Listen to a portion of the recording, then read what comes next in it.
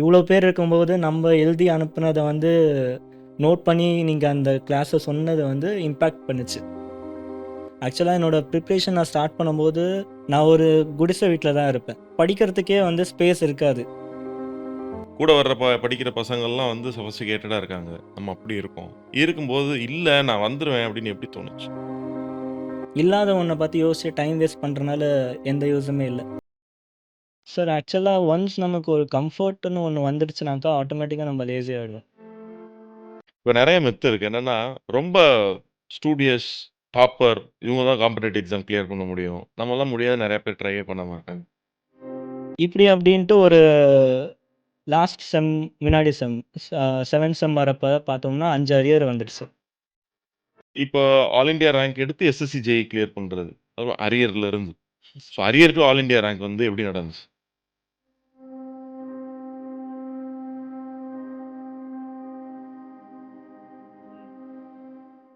விக்னேஷ் அப்படின்னாலே வந்து இவ்ளோ ஸ்டூடண்ட்ஸ், தௌசண்ட்ஸ் ஆஃப் ஸ்டூடண்ட்ஸ்ல எனக்கு ஒரு விஷயம் ஞாபகம் வரும். நான் அந்த விஷயத்த வச்சு உங்க பேர சேவும் பண்ணியிருக்கேன். என்னன்னு பாருங்க. விக்னேஷ் 2am. இந்த 2 AM ஸ்டோரியில இருந்து நம்ம ஸ்டார்ட் பண்ணுவோம். ஏன் 2 AM? ஸோ 2017 வந்து நான் டெட்ஸாக் இன்ஸ்டியூட்டில் கேட்காக ஜாயின் பண்ணியிருந்தேன் சார் ஆக்சுவலாக. ஸோ அந்த டைமில் வந்து கிளாஸ் வந்து ஃபுல்லாக பேக்டாக இருக்கும்.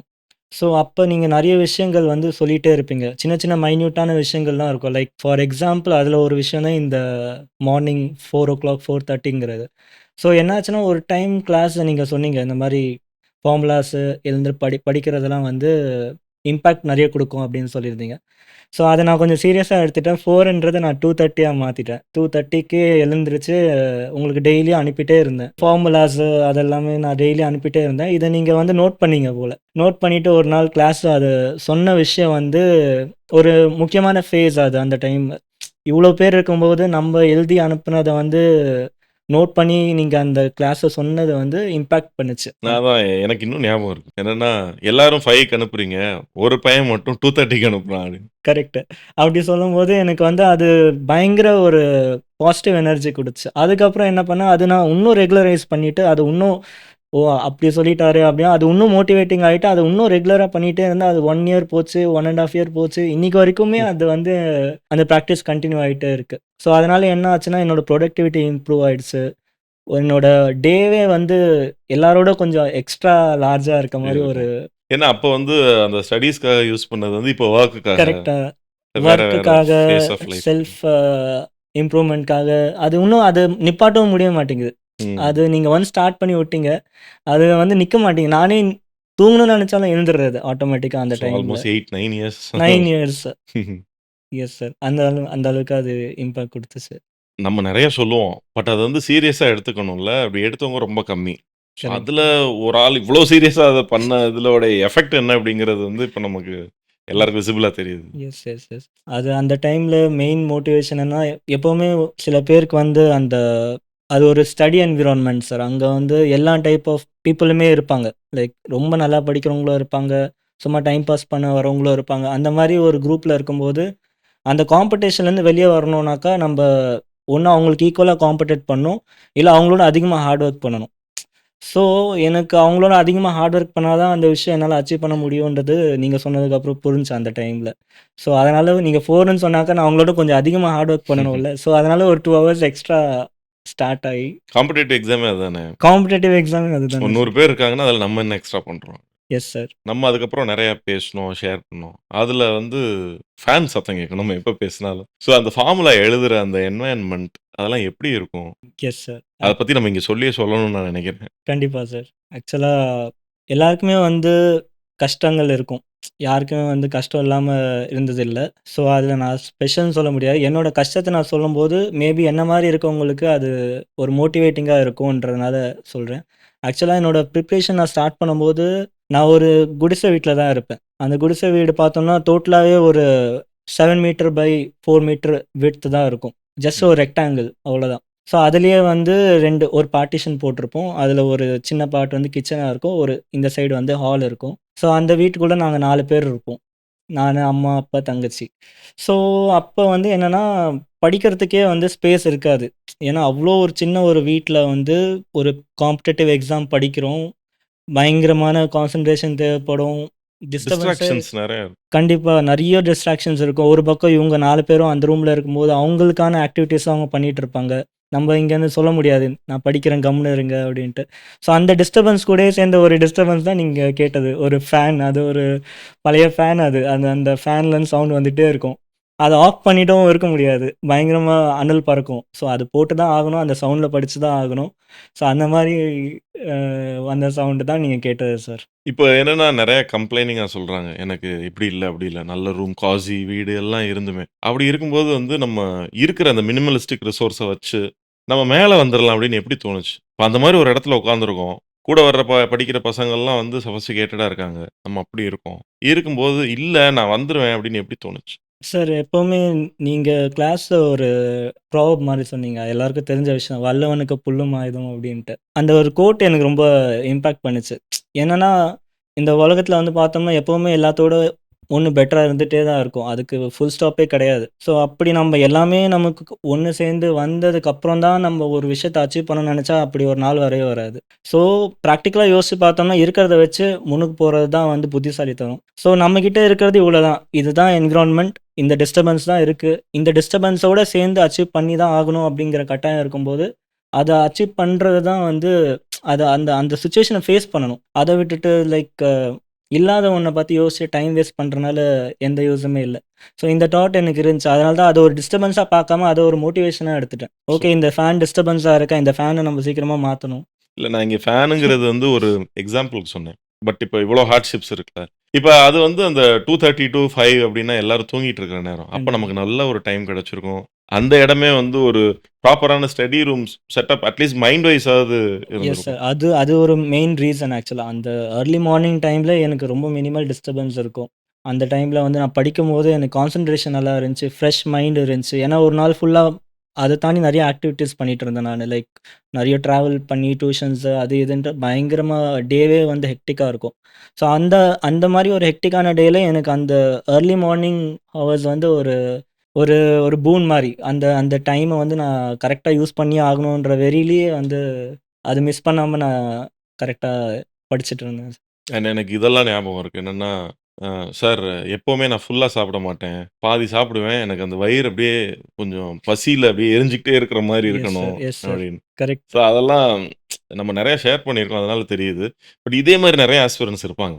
கண்டிப்பா. ஸோ அதெல்லாம் என்ன எதனால அப்படி இருக்கணும் அப்படிங்கிற ஒரு மோட்டிவேட்டிங் ஃபேக்டர் வந்துச்சு. சார் ஆக்சுவலா ஒன்ஸ் நமக்கு ஒரு கம்ஃபர்ட்ன்னு ஒண்ணு வந்துடுச்சுனாக்கா, ஆட்டோமேட்டிக்கா நம்ம லேசி ஆயிடுவோம். ஸோ ஃபார் எக்ஸாம்பிள் இப்ப ஜாபுக்கு முன்னாடி இருந்த விக்னேஷ் வேற மாரி இருந்தாரு. இப்ப ஜாபுக்கு அப்புறம் வேற. லைக் ஒன்ஸ் அந்த கம்ஃபர்ட் வந்துடுச்சுனாலே அது வந்து நேச்சர். ம். அந்த ஒரு அந்த ஈஸினஸ் வந்துரும் லைஃப்ல. ஸோ ஒன்ஸ் நம்ப நல்லா வயிறு முட்ட சாப்பிட்டாக்கா, இல்ல வந்து நல்லா தூங்குனாக்கா, அப்போ ஆட்டோமேட்டிக்கா அந்த ஒரு ஈஸினஸ் வந்துரும் பாடியில. ஸோ ஒரு பசி இருக்கும்போது ஒரு வெறி வரும். அப்ப பக்கத்துல காசு இருந்தாலுமே, பக்கத்துல வேற யாராச்சும் நல்லா சாப்பிடும்போது, நம்மகிட்ட இருக்கும் காசு. அத வாங்கி சாப்பிடுறோம். இருந்தாலும் அந்த பசியில அத பார்க்கும்போது, இவங்கலாம் என்ஜாய் பண்றாங்க. இவங்க நிலைமைக்கு நம்ம வரணும் சீக்கிரமா. நம்மளும் ஃபாஸ்ட்டா வந்து எதா அச்சீவ் பண்ணணும். எப்பவுமே ஒரு வெறி இருக்கணும்னா, நம்ம மைண்ட் மைண்ட் அண்ட் பாடி வந்து கொஞ்சம் ஆக்டிவாவே இருக்கணும். ரைட். அலைன்டாவும் இருக்கணும், ஆக்டிவாவும் இருக்கணும். ஸோ அதுக்கு வந்து நான் இந்த மாரி ஒரு சில விஷயங்கள் நானே என்ன பண்ணிட்டு இருப்பேன். லைப்ரரிக்கு போனாலோ, இல்ல இன்ஸ்டிடியூட் வந்தாலுமே வேணுன்ட்டே சீக்கிரமா வந்துருவேன். ஸோ தட் அந்த மிடில் பெஞ்சோ, அங்க உட்கார்றது, அந்த ஒரு பிளேஸ புடிக்கிறது. லேட்டா வந்தா லாஸ்ட் பெஞ்ச்ல போயிடணும். ஸோ லாஸ்ட் பெஞ்ச் வந்து கவனிக்கிறது தான் கஷ்டம். ஸோ இந்த மாரி நம்மள நம்மளே ஒரு சில விஷயங்கள பனிஷ் பண்ணும்போது, அந்த டிசிப்ளின் வந்து மெயின்டெயின் பண்ண முடியும். Very good, very good. Very really inspiring. இப்ப நெறைய மித் இருக்கு. என்னன்னா, ரொம்ப ஸ்டூடியஸ், டாப்பர் இவங்க தான் காம்படிட்டிவ் எக்ஸாம் கிளியர் பண்ண முடியும். நம்மலாம் முடியாது நெறைய பேர் ட்ரையே பண்ணாம இருக்காங்க. ஸோ உங்களோட ஸ்கூலிங் எங்க பண்ணீங்க? ஸ்கூலிங்ல எப்படி என்ன மாதிரி ஸ்டூடண்ட்? காலேஜ் எங்க பண்ணீங்க? அண்ட் காலேஜ்ல என்ன சினாரியோ டெர்சாகி வர்றதுக்கு முன்னாடி? ஸோ ஆக்சுவலா வந்து பார்த்தோம்னா, ஃபர்ஸ்ட்டு இந்த விஷயம் எடுத்ததுக்கு ஃபர்ஸ்ட்டு என் அம்மாவுக்கு நான் தேங்க் யூ சொல்லணும். ஏன்னா ஸ்கூலிங்கிறது வந்து ஒரு பேரண்ட்டோட ஒரு இம்பார்ட்டன்ட்டான ஒரு டெசிஷன். டெசிஷன். ஸோ ஒரு ஸ்கூல்ல சேர்த்து விடுறது மட்டும் இல்லாம, அவங்க ஒரு பாயிண்ட் வரைக்கும் அந்த புள்ளைய வந்து அந்த கிராஸ் பண்ண வைக்கணும். நிறைய பேர் டிஸ்கண்டினியூ பண்ணிட்டு போகிற சுச்சுவேஷன்லாம் நம்ம பார்க்குறோம். ஸோ அந்த மாதிரி இருக்கப்ப எங்கள் அம்மா எப்படியோ கஷ்டப்பட்டு என்னை சென்ட்ரல் ஸ்கூலில் சேர்த்து விட்டாங்க. ஸோ ரெக்கமெண்டேஷன்ஸ்லாம் வாங்கி எப்படியோ ஒன்று சென்ட்ரல் ஸ்கூலில் சேர்த்து விட்டாங்க. சென்ட்ரல் ஸ்கூல்னா கேவி சார், கேவி. கேந்திர வித்யாலயால. கேவி இன்னொன்று அப்போ இருந்த குவாலிட்டியே அப்போ வந்து இருந்துச்சு சார். கேவின்றது வந்து ஒரு தனி பிராண்டாகவே இருந்துச்சு. இப்போ வந்து கொஞ்சம் அது இல்லை, இப்போ நிறைய ஸ்கூல்ஸ் வந்துருச்சு. அப்போ வந்து கேவினா ஒரு ஸ்பெஷல். இப்போ அது வந்து ஒரு கவர்மெண்ட் ஸ்கூல் மாதிரியே ஒரு ஃபார்முக்கு வந்துடுச்சு. ஏன்னா இப்போ அதோட டெக்னாலஜி எல்லாம் வளர்ந்தனால, பெட்டர் ஸ்கூல் வந்ததுனால. ஸோ என்னாச்சுன்னா உங்கள் கேவியில் சேர்த்து விட்டாங்க. கேவின்றது ஒரு நல்ல பிராண்ட் தான். பட் என்னன்னா அது ஒரு மினி ஐஐடி சார். அந்த காலத்துலேயே ஒரு மினி ஐஐடி. அங்கே வந்து டீச்சர்ஸ் தான் வந்து சப்போர்ட்டிவாக இருக்கவே மாட்டாங்க. படிச்சுனா பாஸ் பண்ணு, படிக்கலைன்னா ஃபெயில் ஆகுது. நான் கிளாஸ் எடுக்கிறது தான் எடுப்பேன். உனக்கு புரிஞ்சாலும் சரி புரியலனாலும் சரி. இதுதான் லைக் வந்து கேவிங்கிறது ஒரு மினி ஐஐடி. அதில் வந்து என்னென்னா ஸ்டூடெண்ட்ஸோட திறமையை வச்சு தான் அது முன்னுக்கு வர்றதா இல்லையா, உனக்கு திறமை இருந்தால் நீ வா. ஆனால் அந்த ஃபெசிலிட்டிஸ் எல்லாம் இருக்கும். அந்த ஃபெசிலிட்டிஸ் தான், டீச்சர்ஸ் கிளாஸ் எடுப்பாங்க, புக்ஸ் கொடுத்துருவாங்க, அவ்வளோதான். அதை தாண்டி யாருமே ஸ்பூன் ஃபீடிங்கே பண்ண மாட்டாங்க. ஸோ அப்படி இருக்கும்போது என்னென்னா ஒரு ப்ராப்பர் கைடன்ஸ் இருந்தால் மட்டும்தான் ஒரு நல்ல ஸ்டூடெண்ட்டாக அங்கே வெளியே வர முடியும். ஸோ எனக்கு வந்து கொஞ்சம் அதில் கம்மி. என்னதான் டியூஷன்ஸ்லாம் போனாலும் வந்து எனக்கு அந்த அளவுக்கு வந்து ஃபாலோ பண்ண முடியல. ஸோ கேவியில் வந்து நான் ரொம்ப பிலோ ஆவரேஜ் ஸ்டூடெண்ட்னே சொல்லலாம். ஆஃப்டர் 6th ஸ்டாண்டர்டு எல்லாமே வந்து ஜஸ்ட் பாஸ் பண்ணி இன்ஃபேக்ட் 12th என்னோட பர்சன்டேஜே வந்து 49% தான். மேக்ஸில் வந்து அவுட் ஆஃப் 100 33 எடுத்தா பாஸ்னா 34 வந்துச்சு. ஒரு மார்க் கூட அது கூட எப்படி வந்துச்சுன்னா அது சொல்லாமான்னு தெரியல. பேப்பரில் எழுதிட்டு வந்தேன் சார். அந்த மாதிரி விஷயங்கள்லாம் நடந்துச்சு. ஸோ வந்து ஒரு பிலோ ஆவரேஜ் ஸ்டூடெண்ட் தான். என்னோட கான்ஃபிடென்ஸ் எல்லாம் ஃபுல்லாகவே டவுனில் தான் இருந்துச்சு. பட் என்னென்னா உள்ளுக்குள்ளேயே ஒரு அந்த என்விரான்மெண்ட் வந்து ஒரு இம்பேக்ட் கொடுத்து. அது எனக்கு எப்போ புரிஞ்சுன்னா காம்படேட்டிவ் எக்ஸாம் ஃபீல்டு வந்ததுக்கப்புறம் தான் அந்த இப்போ நான் ஒர்க் பண்ணும்போது அந்த இம்பேக்ட் புரியுது, அந்த ஸ்கூலோட ஒரு ஐடியா. ஸோ அந்த மாதிரி ஒரு பிலோ ஆவரேஜ் ஸ்டூடெண்ட்டாக தான் பிலோ ஆவரேஜ் புவர் ஸ்டூடெண்ட்டாக தான் நான் ஸ்கூலிங் வந்து முடித்தேன். அப்புறமா காலேஜ் வந்தேன். ஸோ என்னென்னா ஸ்கூலிங் படிக்கும்போது அந்த ஃபைனல் எக்ஸாம் எழுதுறப்ப நானே எனக்கு ஒரு ப்ராமிஸ் பண்ணிக்கிட்டேன், இப்படிலாம் வேண்டி பாஸ் பண்ணி வந்திருக்கோம். ஸோ ஃபஸ்ட் இனிமேல் காலேஜ்லாச்சும் ஒழுங்காக படிக்கணும்ன்ட்டு ஃபஸ்ட் இயர் ஆனால் பயங்கரமாக படித்தேன் சார். எந்த காலேஜ்? Tagore engineering college. அங்கே சிவில் இன்ஜினியரிங் எடுத்தேன். ஃபஸ்ட் இயர் வந்து வேறு லெவலில் படித்தேன். ஆக்சுவலாக டிஸ்டிங்ஷனே வாங்கிட்டேன் ஃபஸ்ட் இயரில். டாகோர் இன்ஜினியரிங் காலேஜ் ஒரு டீசெண்டான காலேஜ். டீசெண்டான காலேஜ் தான். என்னோட ஃபஸ்ட் இயர் வந்து ஃபஸ்ட் இயர்னு சொல்லுவோம், ஃபஸ்ட் செம் சூப்பராக படித்தேன் சார். அந்த ஸ்கூலில் இது வேணால் 8.7 சிஜிபிஏ வாங்கினேன். அது என்னன்னு தெரில, அந்த செம் நல்ல மார்க் வாங்கினால கொஞ்சம் பழைய படிக்கு மாட் சேஞ்ச் ஆகிடுச்சு. உடனே ஃப்ரெண்ட்ஸ் கூட சேர ஆரம்பிக்கிறது, டைம் பாஸ் பண்ணுறது. நெக்ஸ்ட் செமஸ்டரே என்னோட சிஜிபிஏ 6 ஆகிடுச்சு. அதுக்கப்புறம் அது 5.9 தாண்டல, 6, 5.9, 6.2 அப்படி தான் இருந்துச்சு. ஸோ காலேஜ் ஏன்னா கொஞ்சம் ஃப்ரீ ஆகிட்டேன் நான். அதுக்கப்புறமா ஃப்ரெண்ட்ஸ் கூட கொஞ்சம் டைம் ஸ்பெண்ட் பண்ணுறது, காலேஜ் பங்க் அடிக்கிறது, ரொம்ப ஒரு நார்மல் காலேஜ் ஸ்டூடெண்ட் லைஃப் மாதிரி ஆகிட்டு இப்படி அப்படின்ட்டு ஒரு லாஸ்ட் செம் முன்னாடி செம் 7th செம் வரப்போ பார்த்தோம்னா 5 அரியர் வந்துடுச்சு. அப்போ தான் கண் திறக்குது. இந்த மாதிரி ஐயோ அடுத்தது வேலைக்கு போகணுமே, 5 அரியர் இருக்குது, என்ன பண்ணுறது ஏது பண்ணுறது ஒன்றும் எல்லாரும் ஃபர்ஸ்ட் அரியர் வைப்பாங்க, அப்புறம் கிளியர் பண்ணிட்டு அப்படியே மெயின்டைன் பண்ணுவாங்க. நீங்கள் அப்படியே ரிவர்ஸாக 7th செம் போகும்போது 5 அரியர்ஸோட நான் என்ட்ரு பண்ணுறேன் 7th செமஸ்டரை. ஸோ அந்த டைமில் தான் என்ன பண்ணுறதுன்னு யோசிச்சுட்டு இருக்கப்போ தான் நம்ம டெர்சாகி இன்ஸ்டியூட்டு கான்டாக்ட் கிடச்சிது சார். இப்போ ஜென்ரலாக அரியர் வச்சுருக்காங்க, நான் நிறைய பசங்களை பார்த்துருக்கேன். என்னென்னா கான்ஃபிடன்ஸ் இருக்காது ஃபஸ்ட்டு. அண்ட் நம்ம இந்த அரியரை கிளியர் பண்ணிவிட்டு ஒரு சைட் ஜாபுக்கு போயிடுவோம் அப்படின்னு இருப்பாங்க. பட் அப்படி இல்லாமல் இப்போ ஆல் இண்டியா ரேங்க் எடுத்து எஸ்எஸ்சி ஜேஇ கிளியர் பண்ணுறது, அதுவும் அரியரில் இருந்து. So arrear to all India rank வந்து எப்படி நடந்துச்சு சார்? இந்த கொஷனுக்கு ஆன்சரே நீங்கள் தான் சார்.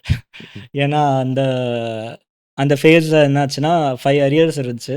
இது ஒரு இன்சிடெண்ட்டாக, ஒரு முக்கியமான ஒரு இன்சிடெண்ட் என்னோடய லைஃப்பில். ஸோ அது உங்களால் அந்த ஒரு டேர்னிங் பாயிண்ட் வந்த விஷயத்தை வந்து நான் எக்ஸாஜரேட் பண்ணி சொல்லணும்னு நினைக்கிறேன். ஸோ என்ன ஆச்சுன்னா, அந்த ஒரு நாள் கிளாஸ் ரூமில் உட்காந்துட்டு இருந்தேன். ஒரு பேட்ச் ஒன்று இருக்குது, படிக்கிற பசங்க குரூப். அப்படி அதுக்கு நாங்கள் ஒரு நிக்நேம் பெரிய குடும்பம்னு வச்சுருப்போம். ஏன்னா அந்த குரூப்பில் இருக்கவங்கலாம் பயங்கரமாக படிப்பாங்க. ஸோ வந்து என்னென்னா ஜென்ரலாக அவங்கள நான் அவாய்ட் பண்ணுவேன். அந்த சைடே நான் தலை வச்சே படுக்க மாட்டேன். ஸோ ஒரு நாள் யோசிச்சுட்டே உட்காந்துட்டு இருக்கும்போது தான் அந்த குரூப்பில் ஏதோ பேசிக்கினேன். அதுக்கு முன்னாடி மேபி நீங்கள் டெர்சாகி இன்ஸ்டியூட்லேருந்து ஏதோ நம்ம டாகோர் இன்ஜினியரிங் காலேஜில் இது ஒரு ஃபவுண்டேஷனுக்காக நீங்கள் வந்துட்டு விசிட் பண்ணிட்டு போயிருப்பீங்க போல இருக்குது. நான் ஓகே. அன்னைக்கு வந்து 1 காலேஜ் ஹவர் செஷன் குடுத்தோம். அன்னைக்கு நான் காலேஜ் அவைலபிளா இல்ல. லீவ் போட்டனால எங்க போனேன்னு தெரியல. சரி. அடுத்த நாள் நான் வந்து யோசிச்சுட்டே உட்காந்துட்டுருக்கப்ப, இந்த குரூப் மெம்பர்ஸ் வந்து பேசிட்டு இருந்தாங்க இந்த மாரி. நாங்க வந்து டெட்சாக் இன்ஸ்டிடியூட் டெமோ கிளாஸ் வைக்கிறாங்களாம், அங்க போறோம் அப்படின்ட்டு. கொஞ்சம் 1 டே வொர்க் ஷாப் கண்டக்ட் பண்ணுவோம். Work shop. சர்டிஃபைட் 1 டே வொர்க் ஓகே. ஷாப். ஸோ அப்ப அத பத்தி பேசிட்டு இருந்தாங்க. அப்ப வந்து ஏதோ சொன்னாங்க. கேட்டுன்னு சொன்னாங்க. எனக்கு அதெல்லாம் என்னன்னு கூட தெரியாது. கேட்டு, எஸ்எஸ்சி அப்ப எனக்கு வந்து திடீர்னுட்டு ஏதோ ஒரு கூர்மையா சரி அங்க போய் தான் உட்காருவோமே, என்னதான் பேசுறாங்கன்னு பார்ப்போமேன்ட்டு. "என்னடா பேசுறீங்க? எத பத்தி பேசுறீங்க?" அப்படின்னா, "இல்ல நாங்கலாம் வந்து இந்த மாரி டெட்சாக் இன்ஸ்டிடியூட் வொர்க் ஷாப் போறோம்" அப்படின்னா. "டெட்சாக் இன்ஸ்டிடியூட்னா என்னடா?" அப்படின்னு கேட்டேன். அவங்க சொன்னாங்க, அவங்க ஜென்ரலா வந்து இந்த காம்படிட்டிவ் எக்ஸாம்ஸ் கேட்டுக்குலாம் ப்ரிப்பேர் பண்ண வைப்பாங்க. கேட்னா என்னடா? அப்படின்னு அவங்க கொஞ்சம் காண்டாயிட்டாங்க. என்னடா அப்படின்ட்டு. இல்ல அது அது ஒரு எக்ஸாமா அது படிச்சா எம்.இ பண்ணலாம், இல்ல ஜாப்லாம் கிடைக்கும் அப்படின்னு. அரியர்லாம் கிளியர் பண்ண முடியுமா அந்த எக்ஸாம் அந்த இன்ஸ்டிடியூட் போய் படிச்சா அப்படின்னு கேட்டேன். அவங்க ஒரு மாரி கொஸ்டின் மார்க்கா பார்த்தாங்க. அவங்களுக்கு வந்து எனக்கு வந்து மெயினு கேட் பத்திலாம் எனக்கு தெரியாது. எனக்கு என்னன்னா இந்த 5 அரியர கிளியர் பண்ணிட்டு ஏதாச்சும் ஒரு வேலைக்கு வேலைக்கு போயிடலாம் போ அப்படின்ட்டு. ஸோ அது படிக்கிறதுக்கு ஹெல்ப் பண்ணுவாங்களா அப்படின்னு கேட்டப்போ அவங்க, அவங்க ஃபுல் சிவில் இன்ஜினியரிங்குமே கம்ப்ளீட்டா எடுப்பாங்க. நீ வந்து வேணா சும்மா வந்து ஒர்க் ஷாப் அட்டெண்ட் பண்ணு அப்படின்னு சொன்னாங்க. வாழ்க்கையிலே முதல்ல ஒரு நல்ல முடிவு எடுத்தேன்னா அதுதான். அடுத்த நாளே வந்து சண்டே டைம் நினைக்கிறேன். ஸோ இன்ஸ்டிடியூட் வந்தேன். ஜஸ்ட் அந்த 1 ஹவர் செஷன் அட்டெண்ட் பண்ணுறப்ப ஃபர்ஸ்ட் டைம் உங்கள பார்த்தேன் சார். அப்போ எனக்கு கொஞ்சம் கூட தோணவே இல்ல. நீங்க வந்து என்னோட லைஃப்ல வந்து இவ்ளோ ஒரு இம்பார்ட்டன்ட் பெர்சனா மாறுவீங்கன்ட்டு. ஒண்ணும் இல்ல ஜஸ்ட் ஒரு சாயில் மெக்கானிக்ஸ் தான் எனக்கு வந்து அரியர் இருந்துச்சு. அன்னைக்கு அந்த ஒர்க் ஷாப்ல நீங்க அந்த சாயில் மெக்கானிக்ஸ ஒரு டாபிக் எடுத்தீங்க. 3 ஃபேஸ் டிராயிங் தான் நினைக்கிறேன். அந்த மாரி ஏதோ ஒரு டாபிக் எடுத்தீங்க. இன்ஸ்டன்ட்டா கேட்ச் ஆயிடுச்சு எனக்கு. ஆ என்னடா இது? அப் அப்படியே நான் அந்த ஒரு 1 ஹவர் ஒர்க் ஷாப்ல ஷாக் ஆயிட்டேன். சாயில் மெக்கானிக்ஸோட பேசிக்ஸ் கூட எனக்கு எதுவுமே தெரியாது. ஜஸ்ட் அந்த 1 ஹவர்ல வந்து நீங்க எனக்கு அந்த குடுத்த இன்புட் வந்து ஒரு பயங்கரமான ஒரு கான்ஃபிடன்ஸ் குடுத்துச்சு. சரி இது நல்லா இருக்கே! அப்ப நமக்கும் புரியும் போல இருக்கு எல்லாமே. சொல்லிக் குடுக்குற விதத்துல தான் இருக்கு போலன்ட்டு இம்மீடியட்டா நான் வந்து ஓகே ஜாயின் பண்ணிடலாம் அப்படின்ட்டு ஜாயின் பண்ணேன். ஸோ அப்பயுமே ஃபீஸ் என்னால ஃபுல்லா குடுக்க முடியல. நீங்க ஃபீஸுமே எனக்கு கொஞ்சம் இதெல்லாம் பண்ணி, சப்போர்ட்லாம் பண்ணி அந்த டைம்ல வந்தது தான். ஸோ என்னோட லைஃப்ல மேஜர் ஒன் பார்ட் பெஸ்ட் மெமரினா அது one of the memory with you. அது வந்து பயங்கரமா ஸ்டோரியே கொஞ்சம் ட்விஸ்ட் ஆச்சு. அதுக்கப்புறம் இன்ஸ்டிடியூட்ல வந்ததுக்கப்புறம் நடந்த கதையெல்லாம் வந்து உங்களுக்கே தெரியும். இப்ப எல்லாருமே பார்த்துட்டும் இருக்காங்க. ஸோ இப்போ before Terzaghi, after Terzaghi. So arrear clear பண்ணணும்னு டெர்சாகி ஜாயின் பண்ணியாச்சு. ஜாயின் பண்ணதுக்கப்புறம் ஷார்ட் டெர்மா என்ன நடந்துச்சு? லாங் டெர்மா என்ன நடந்துச்சு? சார் ஆக்சுவலா இன்ஸ்டிடியூட் சேர்ந்த உடனே வித்தின் 2, 3 மந்த்ஸ் நீங்க மோஸ்ட் ஆஃப் த சிலபஸ் எல்லாமே முடிச்சிட்டீங்க. ஸோ வந்து நான் ஆல்மோஸ்ட் அரியர்ஸ் எல்லாமே நான் அடுத்த செம்லயே கிளியர் பண்ணிட்டேன் ஆக்சுவலா. என்னென்ன மேஜர் சப்ஜெக்ட்டோ எல்லாமே ஃபர்ஸ்ட் டைமே அரியர் எல்லாமே கிளியர் என்னென்ன ஆயிடுச்சு. பேப்பர் இருந்துச்சு? எனக்கு சாயில் மெக்கானிக்ஸ்ல இருந்துச்சு, ஸ்ட்ரென்த் ஆஃப் மெட்டீரியல்ல இருந்துச்சு, ஸ்ட்ரக்சரல் அனாலிசிஸ்ல இருந்துச்சு, அப்புறம் சர்வேயிங்ல இருந்துச்சு, அப்புறம் ஒரு மேத்ஸ் பேப்பர்ல கூட இருந்துச்சுன்னு நெனைக்கிறேன். ஓகே. ஸோ எல்லாமே வந்து 1 கோல ஃபினிஷ் ஆயிடுச்சு. அந்த அந்த செம்லயே வந்து எல்லா அரியரும் கிளியர் ஆயிடுச்சு. செகண்ட் செம்ல இருந்து கிளியர் ஆகாதது சாயில் எஸ், மெக்கானிக்ஸ். எஸ். அது எல்லாமே வந்து இந்த 7த் செம் முடிஞ்சு நான் final year last sem enter ஆகும்போதே டோட்டலா ஃபர்ஸ்ட் அட்டெம்ப்ட் எல்லாமே கிளியர் பண்ணிட்டேன். ஸோ அப்பயே வந்து கம்ப்ளீட் சேஞ்ச் ஓவர். ஏன்னா நான் இருந்த குரூப் வேற. நான் கடைசியில பண்ண வேலை வேற. ஏன்னா ஸ்டில் என்னோட ஃப்ரெண்ட்ஸு சர்க்கிள்ல இருக்கவங்களுக்குமே ஸ்டில் அந்த அரியர்ஸ கிளியர் பண்ணாதவங்க கூட இருக்காங்க. இன்னும் கூட ஓ! அந்த லிஸ்ட்ல. ஸோ அந்த மாரி ஒரு ஃப்ரெண்ட் குரூப்ல இருந்த ஒருத்தன் வந்து ஃபர்ஸ்ட்டு அடுத்த எக்ஸாம் எல்லாத்தையும் கிளியர் பண்ண டோட்டலா ஒரு சேஞ்ச் வந்துச்சு. ஸோ அப்பயே வந்து கொஞ்சம் அந்த டிஃப்ரென்ஸ் எனக்கு ஃபீல் ஆச்சு. அவங்க பார்க்குற விதம், பேசுற விதம். அதுக்கப்புறமா அந்த அரியர் முடிக்கிறதோட நிப்பாட்ட வேண்டியது வந்து, அந்த இன்ஸ்டிடியூட்ல வந்து நீங்க பேசுவீங்க, நெறைய விஷயங்கள் சொல்லுவீங்க. அந்த கேட் எக்ஸாமோட எக்ஸ்போஷர், அதுக்காக நீங்க குடுத்த கைடன்ஸ், அத ஃபாலோ பண்ணிட்டு இருந்தது. அதெல்லாம் வந்து எனக்கு இப்ப என்னோட டார்கெட் அப்கிரேட் ஆச்சு. ம்ஹ்ம். ஜஸ்ட் அரியர் கிளியர் பண்ணணும்னு நெனச்ச ஒரு பையன் வந்து, ஸோ இப்ப கேட் எக்ஸாம் அ கிளியர் பண்ணியாச்சு. What next? ஆ கரெக்ட். அந்த மாரி வந்து ஒரு கேட் எக்ஸாம ஃபோக்கஸ் பண்ணி பயங்கர சீரியஸா படிச்சுட்டு இருப்பேன் சார். அந்த டைம் தான் அந்த 2 ஏஎம் ஸ்டோரி. ஏன்னா அந்த காம்படிஷன் ஃபீல் தெரிஞ்சு போச்சு. இந்த நான் இந்த லெவல்ல இருக்கேன்னு எனக்கு தெரியும். காம்படிஷன் அந்த லெவல்ல இருக்குன்னு தெரியும். ஸோ அத மேட்ச் பண்ணணும்னா என்ன பண்ண முடியும்னா, வேற வழியே இல்ல. ஹார்ட் ஒர்க் தான் போட்டாகணும். ஸோ அதனால தான் அந்த 2 ஏஎம் ஸ்டார்ட் பண்ணி டெய்லி 2 ஏஎம் எழுந்து படிக்கிறது, ஃபார்முலாஸ் எழுதுறது, இன்ஸ்டிடியூட்டோட நோட்ஸ் எல்லாம் இது பண்றது. அது அந்த கேட் எக்ஸாம் வரைக்கும் அது அப்படியே நடந்துட்டே இருந்துச்சு. ஏகப்பட்ட எக்ஸாம் போய் அப்பியர் ஆகுறீங்க, எழுதுறீங்க. பட் வந்து ஏதோ ஒரு ரீசன்னால கிடைக்கல. அண்ட் ஒரு சிலதெல்லாம் ரொம்ப பக்கத்துல வந்து மிஸ் ஆச்சுன்னு சொன்னீங்க. அப்படி இருக்கும்போது, இந்த மோட்டிவேஷன் ஃபுல் ஜர்னில எப்படி மோட்டிவேஷன் இருந்துட்டே இருந்துச்சு? எப்ப கிளியர் ஆச்சு? ஸோ ஆக்சுவலா வந்து நான் கேட் எக்ஸாம்க்காக தான் சார் ஜாயின் பண்ணியிருந்தேன். என்ன ஆச்சுன்னா, அதுக்காக நான் ஃபுல் எஃபோர்ட்ஸும் போட்டேன். காலையில நீங்க சொன்ன மாரி எழுந்துச்சு படிக்கிறது பயங்கர ஹார்ட் ஒர்க்கு. போட்டும் சிங்கிள் டிஜிட்ல தான் ரேங்க் மார்க்கே வந்துச்சு கேட் எக்ஸாம்ல. Like hmm. அதுக்காக தான் ஃபுல் எஃபோர்ட்ஸுமே போட்டுட்டுருந்தேன். 6 மந்த்ஸ் கம்ப்ளீட் ஹார்ட் ஒர்க் எல்லாமே இருந்துச்சு. பட் ரிசல்ட்ன்னு பார்த்தாக்கா 1 ட்ராப். ஜஸ்ட் ஒரே ஒரு சிங்கிள் எப்படி டிஜிட். இருந்துச்சு? ஐயோ! நம்ம காலையிலலாம் எவ்வளோ நம்ம ரொம்ப கஷ்டப்பட்டு இதெல்லாம் பண்ணி, இப்போ இப்படி வந்திருக்கே அப்படிங்கும்போது எப்படி இருந்துச்சு? கொஞ்சம் அன்பிலீவபிளா இருந்துச்சு சார். ஏன்னா, எப்பவுமே வந்து எல்லா ஆஸ்பிரண்ட்ஸ்க்குமே இந்த விஷயம் இருக்கும். ஃபர்ஸ்ட் வந்து ஒரு பயங்கர கான்ஃபிடன்ஸ் இருக்கும் அவங்களுக்கு. ஏன்னா, நெறைய விஷயம் புதுசா கத்துக்கிட்டு இருப்பாங்க. தெரியாத இன்ட்ரஸ்டிங். விஷயங்கள கத்துக்கும்போது, ஆட்டோமேட்டிக்கா ஒரு பயங்கரமான ஒரு கான்ஃபிடன்ஸ் ஒண்ணு கிரியேட் ஆகும். அந்த கான்ஃபிடன்ஸே வந்து கில் பண்ணும். அது வந்து எப்ப தெரிய வரும்னா, அந்த ஃபர்ஸ்ட் ஒரு அடி வாங்குற வரைக்கும் தான். ஸோ, அந்த அந்த மாரி தான் கேட் எக்ஸாமும் எனக்கு பயங்கர கான்ஃபிடென்ட்டா எழுதிட்டு வந்தேன். நான்லாம் வந்து 35, 40 அபோவ் தான் வரும்னு நெனச்சுட்டு இருந்தேன். பார்த்தா 5 மார்க்ஸ் வந்துச்சு. அப்பதான் எனக்கு வந்து வெறும் கான்ஃபிடன்ஸ் மட்டும் பில்ட் ஆனா பத்தாது. அத எஃபெக்டிவா பில்ட் பண்ணணும் அப்படின்றது புரிய வந்துச்சு. பட் ஆனா அது டூ லேட் ஆயிடுச்சு. ஏன்னா காலேஜ் முடிஞ்சுச்சு. கேட் எக்ஸாமும் முடிஞ்சுச்சு. வீட்லயும் பிரச்சனை அதிகமா ஆயிட்டே இருந்துச்சு. மேனேஜே பண்ண முடியாத ஒரு சிச்சுவேஷன்ல வந்து நான் நின்னேன். இப்போ என்ட்ட ஒரே ஒரு வழி இருந்துச்சு. ஜாபுக்கு போணுன்ட்டு தான். ஸோ சிவில் சைட் இன்ஜினியரிங் ஜாப்லாம் தேடி ஆல்தோ மைண்ட் ஃபுல்லா வந்து காம்படிட்டிவ் எக்ஸாம்ஸு ஏன்னா அந்த இன்ஸ்டிடியூட் வந்ததுக்கப்புறம் ஃபீட் பண்ண விஷயங்களே வந்து டோட்டலா உள்ளுக்குள்ள வேற ஒண்ணு எரிஞ்சிட்டு இருக்கு. வெளிய இருக்க பிரஷர் வந்து என்ன வேற ஒண்ணு பண்ண வைக்குது. ஸோ அந்த மாரி ஒரு சிச்சுவேஷன் தான் அந்த இது டைம். எல்லாருக்குமே வர்றது தான். எஸ். நம்மளோட பேஷன் ஒண்ணா இருக்கும். பட் வந்து சூழ்நிலைக்காகவும், வீட்டுக்காகவும் நம்ம வேற ஏதாவது பண்ணுவோம். ஸோ அது அது சேஞ்ச் இருந்துச்சு. மேபி நான் இன்ஸ்டிடியூட் வராம இருந்திருந்தேனாக்கா, எனக்கு அந்த ஃபயரே இருந்திருக்காது. ஸோ அப்ப வந்து நான் டோட்டலா டிராக் ஆயி போயிருக்கலாம். இப்ப என்ன பிரச்சனை ஆயிடுச்சுன்னா, இன்ஸ்டிடியூட் வந்தது தான். ஏன்னா, உள்ளுக்குள்ள எனக்கு ஏதோ சொல்லிட்டே இருக்கு. இல்ல, இல்ல நீ படிக்கணும், படிக்கணுன்ட்டு. ஆனா வெளிய பிரஷர் வந்து என்ன டோட்டலா விடல. ஸோ வேற வழியே இல்லாம நான் ஜாப்ஸ் தேட ஆரம்பிச்சப்ப, எனக்கு சைட் இன்ஜினியரிங் ஜாப்ஸ் தேடினப்ப 8,000, 7,000 எங்க அப்பாவே வந்து 10,000, 12,000 வாங்கிட்டு இருந்தாரு. நான் இன்ஜினியரிங் முடிச்சு 8,000, 7,000 வாங்கிட்டு இருந்தேன். ஸோ அப்போ என்ன ஆச்சுன்னா, நாங்க கிளாஸ்ல எப்பவுமே சொல்றது, அந்த ரூ. 8,000 வேலைக்கு போகாதீங்கன்னு தான் எங்க செஷன ஸ்டார்ட்டே பண்ணுவோம். வேற வழியே இல்லாம அந்த ஒரு டெசிஷன் எடுக்க வேண்டியதா இருந்துச்சு சார். ஸோ என்ன ஆச்சுன்னா, அப்பயுமே வந்து அந்த ஜாபுமே வந்து ஓரளவுக்கு நான் ஒருத்தர்கிட்ட பேசி ஃபிக்ஸ் ஆயிடுச்சு. எல்லாமே ஓகே பண்ணிட்டாரு. 8,000 சேலரின்னு சொன்னாரு. கடைசியா வந்து என்ட்ட பைக் ஓட்ட தெரியுமான்னு கேட்டாரு. லக்கிலி எனக்கு பைக் ஓட்ட தெரியும். பட் ஆனா லைசென்ஸ் இல்ல. இப்ப வந்து லைசென்ஸ் ஈஸியா எடுத்துட்டேன். எனக்கு ஒரு ப்ராப்ளம் இருக்குன்னா, லைசென்ஸ் ஈஸியா கிடைக்கல அந்த டைம்ல. இப்ப என்ட்ட இருக்கு. பட் அந்த டைம்ல வந்து அதுவும் ஒரு நன்மைக்குன்றது இப்ப தான் புரியுது. மேபி அன்னைக்கே அந்த லைசென்ஸ் இருந்தாக்கா அந்த ஜாபே போயிருப்பேன். So destiny. யாஹ்! ஸோ அப்ப அந்த டைம்ல அது இல்லாதனால அவரு ரிஜெக்ட் பண்ணிட்டாரு. ஸோ ரொம்ப கடுப்பாயிடுச்சு எனக்கு. என்னடா 8,000 சம்பளம், அதுக்கும் ஒரு லைசென்ஸ் அல்ல கீசென்ஸ் இதெல்லாம் கேட்டுட்டு இருக்காங்களே அப்டின்ட்டு வெறுப்பாயிட்டு பிபிஓ சைட் போயிட்டேன். ம். ஏன்னா அங்க தான் வந்து ஒரு 15,000 சம்பளம் குடுத்தாங்க. போயிட்டு வரதுக்கு கேபு கொஞ்சம் கம்ஃபர்டபுளா இருந்துச்சு. நைட் ஷிஃப்ட் ஜாப் அப்டி இப்டின்ட்டு போயிட்டேன். ஆனா என்னன்னா, என்னால அங்க நிம்மதியாவே இருக்க முடியல. ஆனா அங்க போயிட்டும் நான் வொர்க் நல்லா பண்ணேன். எப்டின்னா, நாங்க அந்த பிபிஓல சேரும்போது ஒரு 60, 70 மெம்பர்ஸ் ஒண்ணா தான் போனோம். பட் அந்த 1 இயர் ஜர்னில வந்து எனக்கு மட்டும் தான் இன்கிரிமென்ட் குடுத்தாங்க. ஓ! அந்த ஃபுல் சூப்பர். பேட்ச்ல. ம்ஹ்ம். இதுல என்ன சொல்ல வரேன்னா, நம்ப இருக்க இடத்துல பெர்ஃபெக்ட்டா இருக்கணுன்றது நம்ம டியூட்டி. அத கரெக்ட்டா பண்ணோம்னாலே ஆட்டோமேட்டிக்கா ரிசல்ட் எல்லாம் தேடி வரும். ஸோ எங்கே போனாலும் அந்த வேலைய ஒழுங்கா பார்க்கணும். Correct sir. அந்த மாரி நான் இன்ஸ்டிடியூட்ல இருந்தப்ப ப்ராப்பரா இன்ஸ்டிடியூட்ல படிச்சேன். அதே மாரி ஜாப் போனப்ப ஜாப்லயும் பார்த்தேன். அங்கேயுமே ரிசல்ட் வந்துச்சு. ஸோ அது ஒரு முக்கியமான second turning point with you sir. அந்த ம்ஹ்ம். நாள் என்ன ஆச்சுன்னா, ஆக்சுவலா பிபிஓ ஜாயின் பண்ணிட்டேன். 15,000 சேலரி இருந்துச்சு. ஒரு நாள் நைட் வந்து எனக்கு ஒரு மெயில் வருது.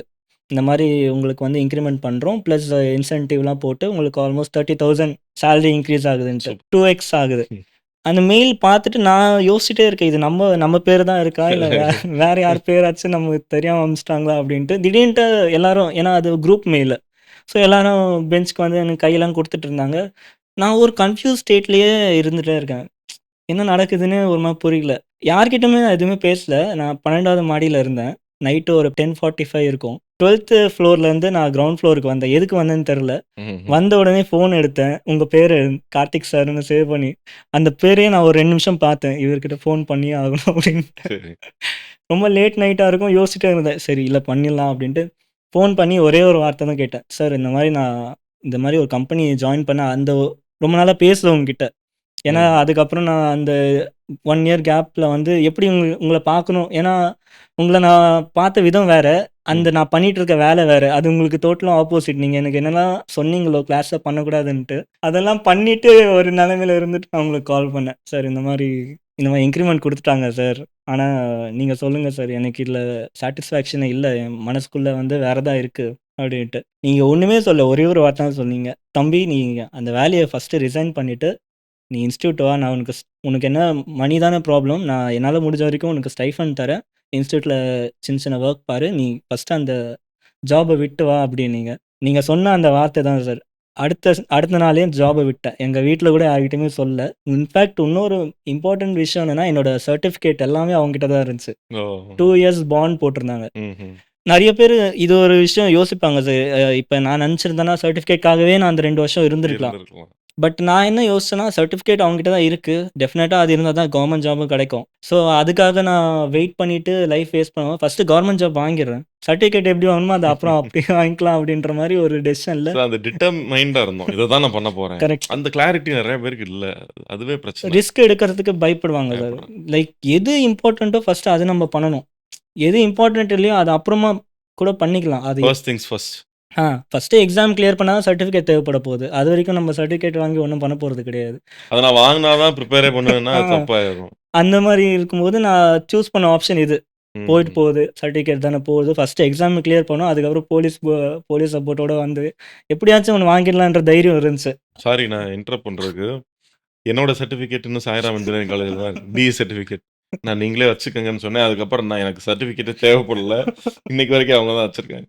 ஒரு இன்ஸ்பெக்ஷன் தரேன்னு வாங்கிட்டு அப்புறம் எனக்கு குடுக்கல. கேட்டேன் குடுக்கல. நீங்களே வச்சுக்கங்கன்னுட்டேன். அந்த மாரி வேல்யூ எல்லாத்துக்குமே வந்து அந்தந்த வேல்யூஸ் இருக்கு சார். அதுக்கேத்த மாரி நம்ம குடுக்கணும். டெசிஷன்ஸ்க்கு வந்து இம்பார்ட்டன்ஸ் குடுக்கணும். இந்த டெசிஷன் தான் கரெக்ட்னா அத எடுத்துறணும். அதுக்கப்புறமா மத்த விஷயத்த பத்தி யோசிக்கணும்.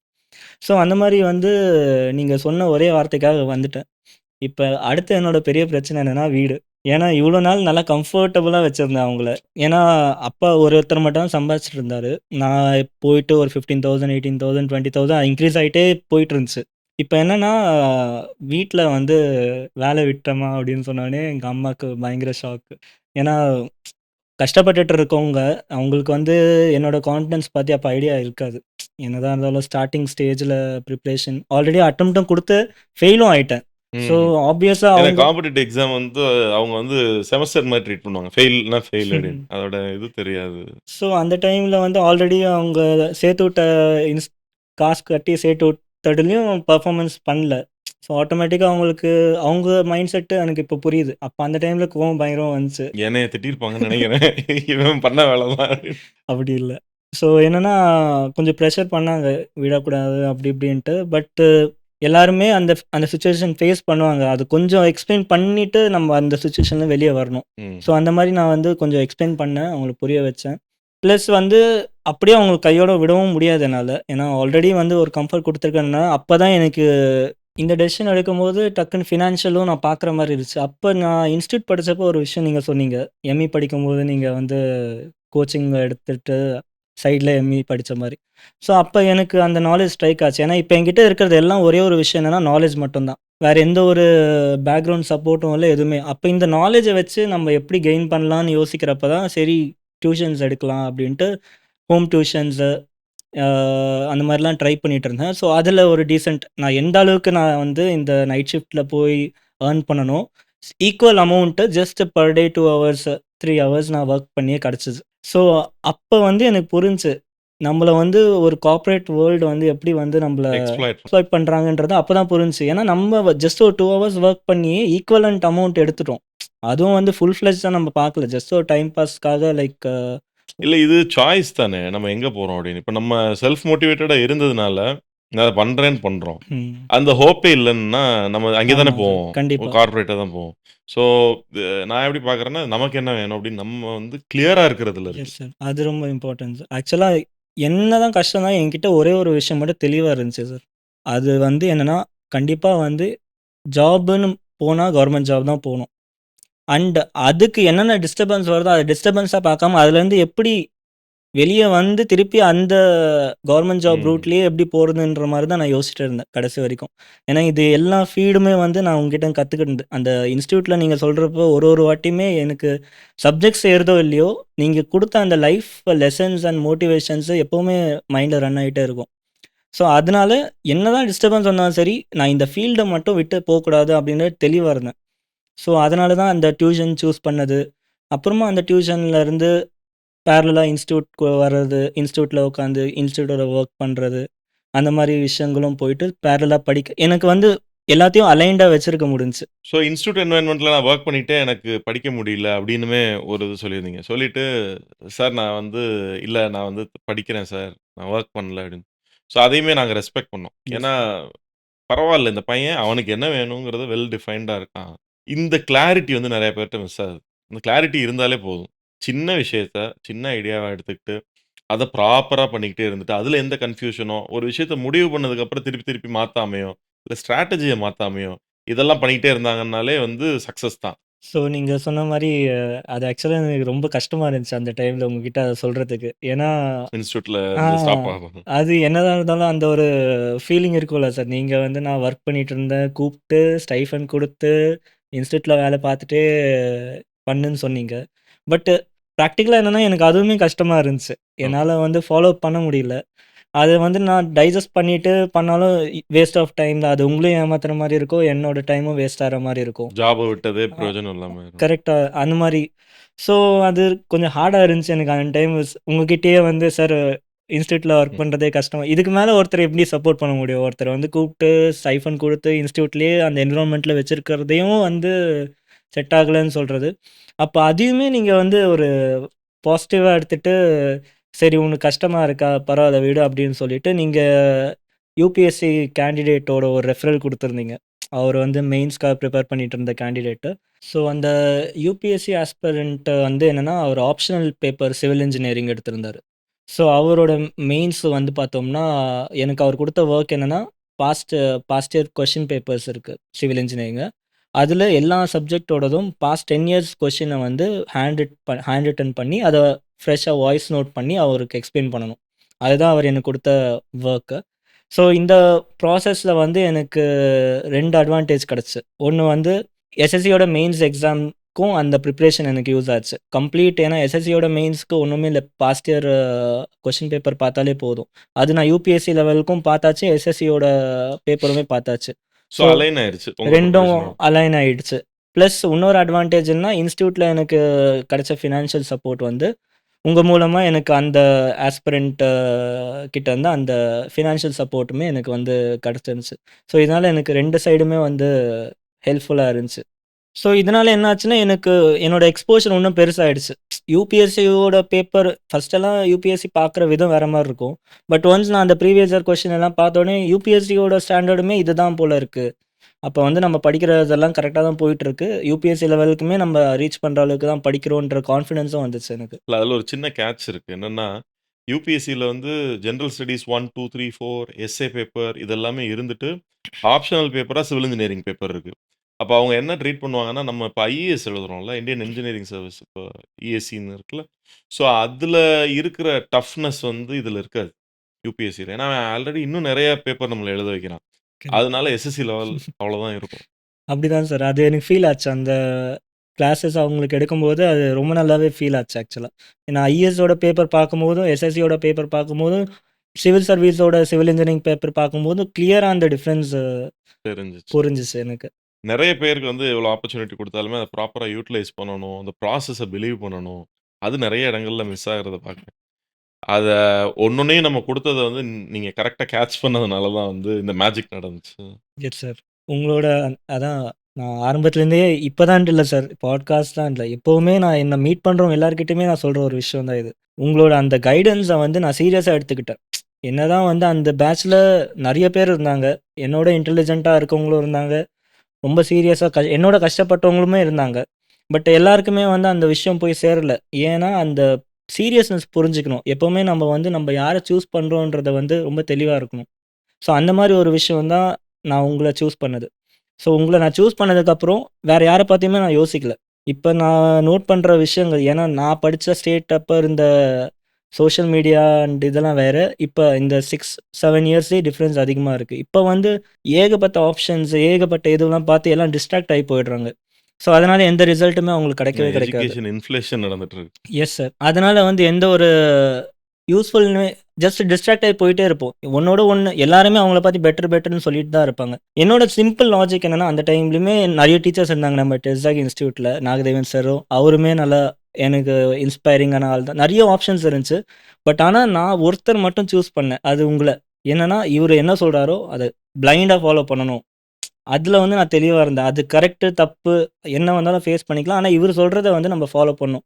அந்த மாதிரி நம்ம ஒருத்தரை சூஸ் பண்ணணும். அதை சூஸ் பண்ணோம்னாக்கா அவங்களுக்கு நம்ம டிசிப்ளினாக இருக்கணும். அது அவங்க வந்து கேட்டு வரணுன்ட்டு இல்லை. அது நம்ம அவங்களுக்கு கொடுக்கணும். அதனால நமக்கு தான் வந்து அந்த எஃபெக்ட் இப்போ நான் பார்க்குறேன். அதோட எஃபெக்ட் தான் இப்போ இது எல்லாமே. என்னோட அந்த ஏர்லி மார்னிங் வேக்கப்பு நீங்கள் சொல்லி கொடுத்தது, எழுதி எழுதி பார்க்குறது நீங்கள் சொல்லி கொடுத்தது, எனக்கு மற்றவங்களுக்கு நான் டீச் பண்ணுற ஸ்டைலு எல்லாமே நீங்கள் சொல்லி கொடுத்தது. லைக் இது எல்லாமே வந்து கொஞ்சம் நீங்களே நோட் பண்ணி பார்த்தீங்கன்னா உங்களை அப்படியே நான் மிரர் பண்ணிட்டு இருக்கேன் என்னோட லைஃப்பில். ஸோ அந்த நீங்கள் கொஞ்சம் நல்லா நோட் பண்ணி பார்த்தீங்கன்னா உங்களுக்கே தெரியும் சார். நான் கம்ப்ளீட்டாக உங்களையே நான் மிரர் பண்ணிட்டு இருக்கேன். இது வந்து நான் வாண்டடாக பண்ணல. நீங்கள் நோட் பண்ணீங்கன்னா அந்த நான் உங்களை மாதிரி யூடியூப் சேனலில் இது வீடியோஸ்லாம் போட்டேன். அப்புறம் கொஞ்ச நாள் கோர்ஸ் எடுத்தேன். இதெல்லாம் காப்பி பண்ணணுன்ட்டு பண்ணல. இது ஆக்சுவலாக எனக்கு வந்து அப்சர்வ் ஆகிடுச்சு அந்த எனர்ஜி. ஏன்னா நான் அந்த அளவுக்கு உங்களை ஃபாலோ பண்ணணும், உங்களை நம்பணுன்ட்டு நம்பினது லைக் ஆட்டோமேட்டிக்காக அந்த எனர்ஜி எல்லாமே எனக்குள்ளே வந்துடுச்சு. இப்போ உங்களை தேடி எப்படி 4 ஸ்டூடெண்ட்ஸ் வந்து பேசுகிறாங்களோ அதே மாதிரி என்கிட்ட வருவாங்க. சார் நீங்கள் வந்து என்னோட லைஃப் வந்து சேஞ்ச் பண்ணிட்டு உங்களால் எனக்கு இந்த காலேஜ் கிடச்சிச்சு, இந்த ஐஐடி கிடச்சிது. அந்த ஒரு எனர்ஜி வந்து நீங்கள் ட்ரான்ஸ்ஃபர் பண்ணியிருக்கீங்க சார். அதை வந்து அப்சர்வ் பண்ணுறதுக்கு நான் இடம் கொடுத்தேன், ஸ்பேஸ் கொடுத்தேன். ஸோ அந்த ஸ்பேஸை வந்து எல்லாருமே கொடுக்கணும். பெட்டர்னு யோசிச்சாங்கன்னா எல்லாமே பெட்டராக போயிட்டே தான் இருக்கும். அதுக்கு ஒரு ஃபுல் ஸ்டாப்பே இல்லை. ஃபஸ்ட்டு வந்து நம்ம ஒருத்தரை வந்து ட்ரஸ்ட் பண்ணுறோன்னா அவங்க நம்ம ஒரு பாத் காமிக்கிறாங்கன்னா அவங்க ஜஸ்ட் ஃபாலோ பண்ணாலே போதும். ஸோ எஜுகேஷன் அப்படிங்கிறதுடைய ஒரு மல்டிப்ளேயர் எஃபெக்டாக நான் பார்க்குறேன். நம்ம ஒன்று கான்ட்ரிபியூட் பண்ணுறோம், அது திருப்பி இன்னும் ஸ்ப்ரெட் ஆகுது. கேட்கவே ரொம்ப சந்தோஷமா இருக்கு. எனக்கு எப்போவுமே ஒரு கொஸ்டின் வரும். நம்ம 13 வருஷமா டீச் பண்ணிட்டு இருக்கோம். நம்ம என்ன பண்ணியிருக்கோம்? என்ன பண்ணியிருக்கோம்? அப்படின்னு வந்து அப்பப்போ கொஸ்டின் வரும். அப்போ இந்த மாதிரி ஒரு சிலது கேட்கும்போது, ஓகே நம்ம ஏதோ பண்ணியிருக்கோம் அப்படின்னு வந்து ஹாப்பியா ஃபீல் ஆகுற மொமெண்ட் இருக்கு. இது கண்டிப்பா மல்டிப்ளை ஆயிட்டே இருக்கு சார். ஜஸ்ட் இப்ப நான் வந்து உங்ககிட்ட எப்படி ஒரு ப்ரௌடா ஒரு ஸ்டூடெண்ட்டா பேசுறனோ, அதே மாரி என்ன வந்து சில பேர் பார்க்கும்போது, எனக்கு புரியுது. அப்ப நம்ம எடுத்த கைடன்ஸு, நம்ம சூஸ் பண்ண குரு வந்து கரெக்ட்டா இருக்காரு. அவர வந்து நம்ம ரிஃப்ளெக்ட் பண்ணோன்றப்ப, அது வந்து எனக்கு ஒரு செல்ஃப் சாட்டிஸ்ஃபேக்ஷன் கிடைக்குது சார். ஸ்டூடெண்ட் எல்லாம் சொல்றீங்கல்ல, அது எனக்கு கேட்கும்போது ரொம்ப சந்தோஷமா இருந்துச்சு.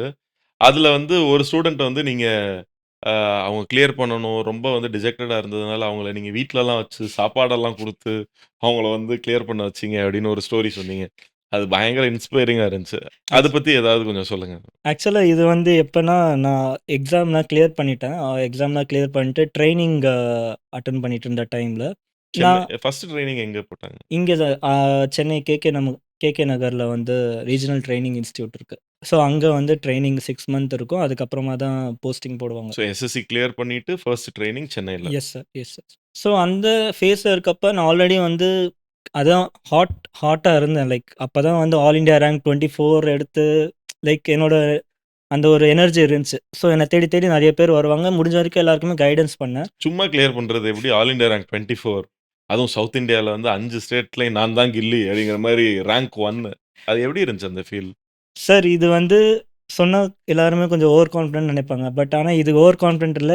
எனக்கு ப்ரிலிம்ஸ் எக்ஸாம் போறதுக்கு முன்னாடியே வந்து 140ன்றத நான் ஃபிக்ஸ் பண்ணிட்டு போனேன். அது வந்து கொஸ்டின் பேப்பர் பார்க்கறதுக்கு முன்னாடியே. ஏன்னா, நம்ம கான்ஃபிடன்ஸ் ஒரு எக்ஸாம் குடுக்கறதுக்கு முன்னாடி அதுதான் இருக்கணும். என்னோட ப்ரிப்பரேஷன வந்து டிட்டர்மைன் பண்ண வச்ச மார்க்க. நான் வந்து எக்ஸாம் பேப்பர பேஸ் பண்ணி மார்க் நான் குடுக்கல. ப்ரிப்பரேஷன் ஸ்டார்ட் பண்ணும்போதே நான் ஃபிக்ஸ் பண்ணிட்டேன் சார். ப்ரிலிம்ஸ்ல வந்து 120 ஜெனரல் கட் ஆஃப் இருக்கு. எனக்கு வந்து லிமிட்டட் சீட் தான் சார். ஆக்சுவலா சிபிடபிள்யூ மட்டும் தான் நான் போனோம். போனா சிபிடபிள்யூ தான் போணுன்றத வந்து தெளிவா இருந்தேன். ஸோ அப்ப அந்த டைம்ல வேகன்சி ரொம்ப கம்மி. 250 வேகன்சி தான் இருந்துச்சு டோட்டலா. All over India total vacancy. அதுலயுமே இந்த கேட்டகரிலாம் கம்மி பண்ணோம்னா இன்னும் கம்மியாயிடும். ஸோ வந்து எனக்கு ரொம்ப தெளிவா ஒரு விஷயம் புரிஞ்சுச்சு நோட்டிஃபிகேஷன் பார்த்த உடனே. இத வந்து இந்த கட் ஆஃப் கிளியர் பண்றது அதெல்லாம் ஒர்க் அவுட் ஆக போறது ஜெனரல் கட் கிடையாது. ஆஃப் எப்படி இருக்கும் அந்த டைம்ல? அந்த டைம்ல ஜெனரல் வந்து 120 இருந்துச்சு சார். எக்ஸாக்ட்டா ஞாபகம் இல்ல. 120 ஓபிசி வந்து 115 ஒரு 5 மார்க் அப்படியே கம்மி ஆயிட்டே இருந்துச்சு. ஏன்னா இப்ப எல்லாம் கமெண்ட்ல வந்து சக்சஸ் ஸ்டோரி போட்டாலே இவரோட மார்க் சொல்லுங்க. கேட்டகரி சொல்லுங்கலாம் கேட்குறாங்க.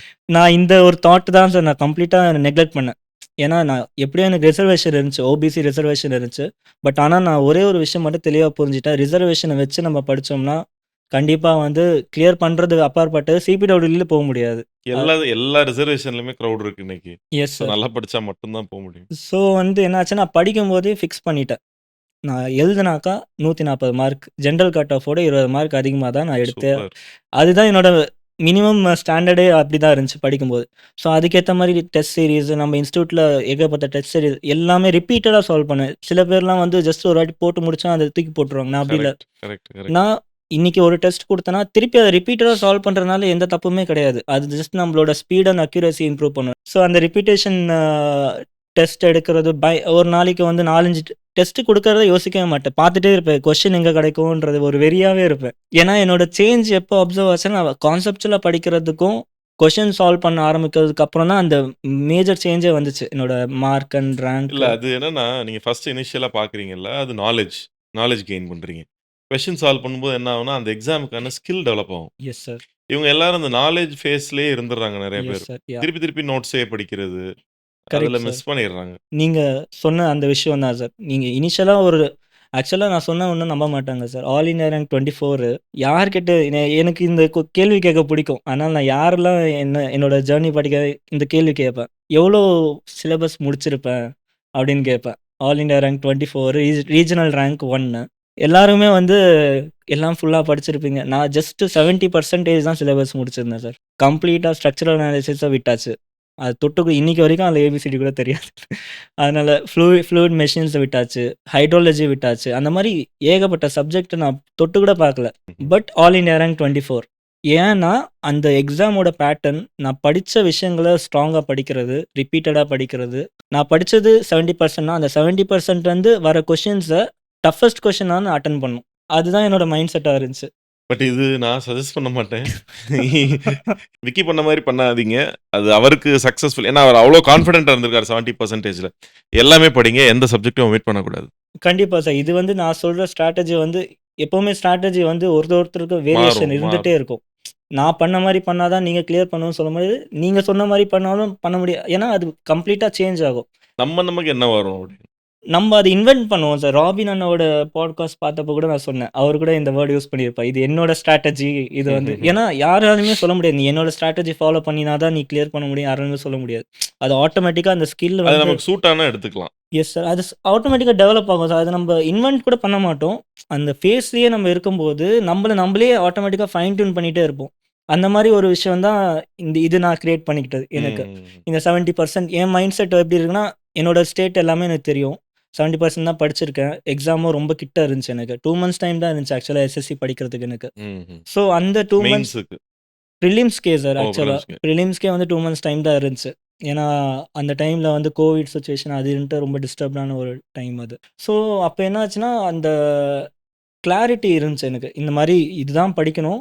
இவ்வளோ தான் படிப்பேன். என்னால இவ்வளோ தான் முடியும். இத வந்து நான் ரிஸ்க் எடுக்க மாட்டேன் அப்படின்ற மாரி ஒரு மோட்ல போனதுனால 70% அந்த ஸ்ட்ராட்டஜி வந்து எல்லாருக்குமே வொர்க் ஆகும்னு சொல்ல முடியாது. அது வந்து வேரியேஷன். அது வந்து பெஸ்ட் ஸ்ட்ராட்டஜி மேக் பண்றவங்க இருக்கும்போது, நியூ ஸ்ட்ராட்டஜி எதுவும் ட்ரை பண்ணாம இருக்க தான் புத்திசாலித்தனம். நமக்கு என்ன வந்து ஸ்ட்ராங்கா இருக்கும் அப்படிங்கிறதுல நம்மள பத்தி நமக்கு எஸ் தெரிஞ்சாலே சார். போதும். அவங்கவங்க ஸ்ட்ராட்டஜி அவங்களே வந்துரும். Yes sir. நான் பேசிக்கா என்ன ரெக்கமெண்ட் பண்ணா, இன்ஸ்டிடியூட்ன்னு வந்து சேர்ந்ததுக்கு அப்புறமா, அவங்கள ஃபாலோ பண்றது, அவங்க குடுக்குற அந்த சின்ன சின்ன மைன்யூட் டீட்டெயில்ஸ் கூட ஜஸ்ட் பிளைண்டா ஃபாலோ பண்ணணும். அதுதான் நான் குடுக்குற சஜஷன். அத தாண்டி எதுவுமே யோசிக்கவே கூடாது. யோசிக்கவும் கூடாது. ஏன்னா, அப்படி யோசிச்சோம்னாக்கா, அது ஆட்டோமேட்டிக்கா அந்த ஒரு ஃப்ளோவே வந்து அஃபெக்ட் பண்ணும். நெறைய பேர் என்னன்னா வந்து சஸ்பெக்ட் பண்றாங்க. அந்த சஸ்பெக்ட் பண்றத நிறுத்தி அவங்க வர்றதுக்குள்ள 1 இயர் ஆயிருது. Yes sir. ப்ராசஸ்லயே கூட வெளிய போயிடுறாங்க. Yes sir. ஸோ அதனால தான் பிளைண்டா இப்போ ஒரு எக்ஸ்பெர்ட் ஒரு விஷயத்துல சொல்றாங்க அப்படின்னா, அத அப்படியே ஃபாலோ பண்ணிட்டு, எஸ் சார். அந்த ஃபாலோ பண்ணி முடிச்சுட்டு அதுக்கப்புறம் நீங்க வேற ஏதாவது பாருங்க, கரெக்ட். பண்ணுங்க. அது பிரச்சனை இல்ல. Correct sir. பட் அந்த பேஸையே விட்டுட்டீங்கன்னா கஷ்டம். இதுதான் நான் ஆரம்பத்துல இருந்தே சொல்லிட்டு இருந்தேன். நான் அதனால தான் உங்கள ஃபர்ஸ்ட்டு எனக்கு எதுவுமே ஐடியாவே இல்லாதப்ப நீங்க சொல்றது தான் எல்லாமே இருந்துச்சு. எல்லாமே நீங்க சொன்ன மாரியே ஃபாலோ பண்ணணும். இப்படி சொல்ட்டாரா, அது பண்ணணும். அதனால வர ரிசல்ட்ட பத்திலாம் நான் யோசிக்கல. ஜஸ்ட் அத ஃபாலோ பண்ணேன். ஸோ அப்படி பண்ணதுனால என்னால அத இன்னும் இம்ப்ரூவைஸ் பண்ண முடிஞ்சுச்சு. ம்ஹ்ம். எவ்வளோ பிரஷர் எப்படி இருந்தாலும் அதுக்கேத்த மாரி அந்த சூழ்நிலைக்கு ஏத்த மாரி அந்த விஷயங்கள இன்னும் இம்ப்ரூவைஸ் பண்ணி கொண்டு போக முடிஞ்சுச்சு. இதுல நான் இப்ப நீங்க சொன்னதிலயே ஒரு விஷயம் ரொம்ப சூப்பரான விஷயம். அது நெறைய பேர் மிஸ் பண்ற விஷயம். என்னன்னா, இப்ப நம்மளுடைய டெஸ்ட் சீரிஸ் நம்மளோட போர்ட்டல்ல டெஸ்ட் சீரிஸ் குடுக்குறோம். ஆன்லைன் டெஸ்ட் சீரிஸ் எல்லாம் இருக்கு. அத என்ன பண்ணியிருக்கோம்னா, ஒரு டெஸ்ட்ட ஒரே டெஸ்ட். இப்போ ஒரு 100 டெஸ்ட் நம்ம குடுத்துருக்கோம்னா, ஒவ்வொரு டெஸ்ட்டையும் 10 தடவ திருப்பி எழுதி பார்க்கலாம். 10 டைம்ஸ் ரிப்பீட் பண்ணலாம். அந்த ரெப்பிட்டேஷன்ல மேஜிக் இருக்கு. லைக் நம்ம சாண்டிங் பண்ணும்போது ஒரே விஷயத்த தானே ரிப்பீட் பண்ணிட்டே இருக்கோம். அந்த மாரி அதுல ஒரு மேஜிக் இருக்கு. அத நெறைய பேர் புரிஞ்சுக்க மாட்டேங்கிறாங்க. இந்த டெஸ்ட் தான் நான் எழுதிட்டேன்ல அப்படின்னு. இப்ப அது ஒண்ணொண்ணையும் திருப்பி திருப்பி ரிப்பீட் பண்ணும்போது ரீஇன்ஃபோர்ஸ் ஆகும் எஸ் ஒவ்வொரு சார். விஷயமும். எஸ். அதனால இப்ப பேட்டர்னே நாங்க அந்த மாரி மாத்திட்டோம். மாத்திட்டு ஒரு டெஸ்ட்டே திருப்பி எத்தன தடவனாலும் எழுதலாம் அப்படின்னு. ம். இத நான் நீங்க சொல்லும்போது எஸ் அது சார். சக்சஸ்ஃபுல்லான விஷயம். அத சொல்லணும்னு நெனச்சேன். பசங்களுக்கு சொல்லணும். Yes sir. அது கண்டிப்பா ட்ரூ சார். ஆக்சுவலா வந்து அது இதெல்லாம் வந்து எக்ஸ்பீரியன்ஸ் கெயின் பண்ணி தான் கத்துக்கிட்ட விஷயங்கள். பட் ஆனா இது நீங்க ஆரம்பத்திலே சொல்லிட்டு இருக்கும்போது அது ரொம்ப லைட்டா தெரிஞ்சுச்சு. இப்பதான் இத சால்வ் பண்ணோம். திருப்பி இதையே சால்வ் பண்ணுமா? அது அதோட இம்பாக்ட் வந்து அந்த ப்ராசஸ் முடிஞ்சதுக்கு அப்புறம் தான் தெரியும். சரி. ஜஸ்ட் நம்ம பண்ண வேண்டிய வேலைனா பிலீவ் பண்ணணும் அவ்வளோதான். சால்வ் பண்ண சொல்றீங்க அப்படின்றப்போ சால்வ் பண்ணணும் அவ்வளோதான். அத trust the process. Result will follow. That is the obviously. Basic so நம்ம பின்னாடி திரும்பி பார்க்கும்போது தான் we can connect the dots. Yes. இப்போ ஒரு ஸ்டூடண்ட் சொல்லியிருந்தீங்க. ஆ உங்ககிட்ட வந்து பேசுனாங்க. அதுக்கப்புறம் வந்து அவங்க ஏதோ வேற ஒரு எக்ஸாம் கிளியர் பண்ணலன்னோனே, அவங்கள வீட்ல கூப்பிட்டு அவங்களுக்கு வந்து ஃபுட் எல்லாம் கூட நீங்களே ஆஃபர் பண்ணி, தங்க இடம் குடுத்து ஃபுல்லா கிளியர் பண்ண வச்சீங்க அப்படின்னு. அது ரொம்ப இன்ஸ்பைரிங்கா எனக்கு இருந்துச்சு. டீச்சரா நான் விக்னேஷ பார்க்கும்போது, ஓ! சூப்பர் அப்படின்னு இருந்துச்சு. அத பத்தி ஆக்சுவலா எக்ஸாம்லாம் கிளியர் பண்ணிட்டு ட்ரெய்னிங் இன்ஸ்டிடியூட்ல இருக்கேன் சார். ஸோ அப்போ வந்து என்னோட மைண்ட் செட் வந்து ரொம்ப ஃபிலாசபிக்கலா இருந்துச்சு. லைக் மேக்ஸிமம் நம்மளால எவ்வளோக்கு எவ்வளோ ஹெல்ப் பண்ண முடியுமோ அவ்வளோக்கு அவ்வளோ ஹெல்ப் பண்ணணும். ஏன்னா ஆல்ரெடி நான் அந்த டீச்சிங் ஃபீல்டும் பார்த்துட்டேன். ஸ்ட்ரகிள் ஃபேஸும் பார்த்துட்டேன். ப்ரிப்ரேஷன் ஸ்டேட்டும் பார்த்துட்டேன். அந்த ஹெல்ப் கிடைக்கிறதுன்றது வந்து எவ்வளோ ஒரு இம்பார்ட்டன்ட்றது எனக்கு புரியும். ஸோ அதனாலேயே நெறைய பேருக்கு நான் வெர்பலி நெறைய பேருக்கு அட்வைஸ் பண்ணிட்டு இருந்தேன். அதில ஒரு இன்ட்ரஸ்டிங்கான கேரக்டர் கான்டாக்ட் கிடைச்சது. அவங்களுக்கு வந்து அம்மா, அப்பா யாருமே இல்ல. லைக் அம்மா இருக்காங்க, அப்பா கிடையாது. வெறும் ஒரு தம்பி. ரொம்ப கஷ்டப்பட்டுட்டு இருந்தாங்க. ஸ்ட்ரக்லிங் ஃபேஸ்ல இருந்தாங்க லைஃப்ல. ஸோ என்னன்னா, அவங்க எஸ்எஸ்சிக்கு ப்ரிப்பேர் பண்ணிட்டாங்க. கம்ப்ளீட் கைடன்ஸ் தான் குடுத்துட்டு இருந்தேன் அவங்களுக்கு. த்ரூ கால் அண்ட் எல்லாமே. ஸோ அப்ப என்ன ஆச்சுன்னா, நடுவுல அந்த எஸ்எஸ்சியோட ஃபுல் ப்ரிப்பரேஷன் ஆயிட்டாங்க. லைக் எந்த அளவுக்கு கான்ஃபிடென்ட்னா, அவங்களுக்கு 140 நான் எப்படி ப்ரிப்பேர் பண்ணனோ, அதே ம். மாரி அவங்க ப்ரிப்பேர் பண்ண சொல்லிக் குடுத்து, 140லாம் ப்ரிலிம்ஸ் அந்த டெஸ்ட் சீரிஸ்லலாம் எடுக்கிற ஸ்டேஜ்க்கு கொண்டு வந்தேன். லாஸ்ட் மினிட்ல பார்த்தாக்கா, அவங்க அப்ளிகேஷன் ரிஜெக்ட் ஆயிடுச்சு. ஐயய்யோ! அதாவது ஃபுல் கான்ஃபிடன்ஸ்ல இருக்கும்போது, இப்படி ஒரு பிரேக் வந்தா அது தாங்கிக்கிறது எக்ஸாமே ரொம்ப நீங்க எழுத போறதில்ல அப்படின்னு. எழுத போறது இல்லன்றப்ப அதுவும் ஒரு சின்ன ஒரு மிஸ்டேக் ஃபோட்டோ வந்து சரியா கிராப் ஆகலன்றனால. ம். ஸோ பயங்கரமா பிரேக் டவுன் ஆயிட்டாங்க அவங்க. ஸோ வந்து அவங்க சூசைடல் தாட்ஸு அந்த மாரி ரொம்ப எக்ஸ்ட்ரீம் போயிட்டாங்க. I was helpless to help them. எனக்கு வேற வழியே இல்ல அவங்களுக்கு ஹெல்ப் பண்ணியே ஆகணுன்ற மாரி ஒரு சிச்சுவேஷன். என்னன்னா, அவங்ககிட்ட ஒரே ஒரு ஆப்ஷன் இருந்துச்சு. 2 மாசத்துல அவங்களோட ஸ்டேட் கவர்ன்மெண்ட் ஏஇ எக்ஸாம். என்ன ஸ்டேட்? அவங்க கர்நாடகா ஸ்டேட் ஓகே. ஆக்சுவலா. ஸோ அவங்களோட அந்த ஏஇ எக்ஸாம் இருந்துச்சுன்னாங்க. ஸோ எனக்கு வந்து அவங்கள எப்படியாச்சும் அந்த கஷ்டத்துலேருந்து வெளிய கொண்டு வரணுன்றதுனால என்ன பண்ணிட்டேன்னா, வேற வழியே இல்ல. நான் முடிவு பண்ணிட்டேன்னா, அது ரிட்டர்ன் எடுக்க மாட்டேன். இவங்களுக்கு வந்து அந்த வேலைய வாங்கி குடுத்தே ஆகணுன்றனால, நீ இந்த எக்ஸாம்க்கு படிக்கணும் அப்படின்னு சொல்லி அவங்களுக்கு ட்ரெயின் பண்ணேன். பட் என்னன்னா சப்போர்ட் பத்தல. ஏன்னா அவங்க ஜேஇய வேற மாரி பார்த்தாங்க. ஏஇய வேற மாரி பார்த்தாங்க. பட் எனக்கு தெரியும். ஸோ என்னதான் நான் த்ரூ கால் பண்ணாலும் அவங்களுக்கு அந்த கான்ஃபிடன்ஸ் திருப்பி வரவே இல்ல. சரி அப்புறம் நான் ஒரு ஹார்ட் டெசிஷன் எடுத்தேன். அது எங்க ஃபேமிலிக்கே ஒரு ஷாக்கா இருந்துச்சு. அவங்கள வீட்டுக்கே கூட்டிட்டு வந்து அந்த 2 மந்த்ஸ் ஃபுல்லா வீட்லயே உட்கார வச்சு, நான் பகல்ல ஃபுல்லா ட்ரெய்னிங்ல இருப்பேன். நைட்ல ஃபுல்லா அவங்களுக்கு கிளாஸ் எடுத்துட்டு, அந்த மாரி இப்போ வந்து அவங்க ஆல்ரெடி எக்ஸாம் கிளியர் பண்ணிட்டு ஏஇ போஸ்ட் பண்ணி சூப்பர், சூப்பர். இருக்காங்க. ஸோ இது எல்லாமே வந்து ஒரு சாட்டிஸ்ஃபேக்ஷன் தான் சார். லைக் நம்பளால வந்து ஒருத்தங்க லைஃப் வந்து சேஞ்ச் ஆகுதுன்றது வந்து எவ்வளோ ஒரு எவ்வளோ ஹேப்பியான லட்சம் குடுத்தாலும் அந்த கிடைக்காது ஃபீலிங். ஃபீலிங்கே வராது.